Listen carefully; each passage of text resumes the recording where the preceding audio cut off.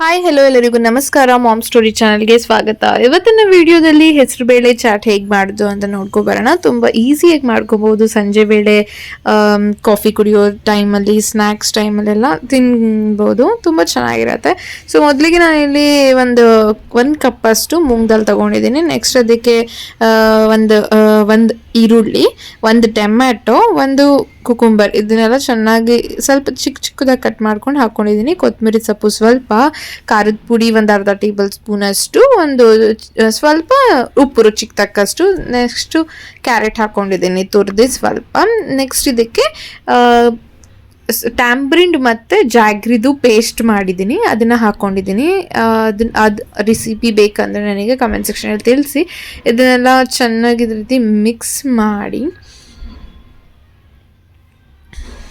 ಮಾಡಿ ತಿನ್ನಿ. ತುಂಬ ಟೇಸ್ಟಿಯಾಗಿರುತ್ತೆ. ಈಸಿಯೆಸ್ಟ್ ರೆಸಿಪಿ ಅಂತ ಹೇಳ್ಬೋದು. ಹೆಲ್ದಿ ರೆಸಿಪಿ ಕೂಡ. ಟ್ರೈ ಮಾಡಿ ನೋಡಿ. Thank you. Keep watching.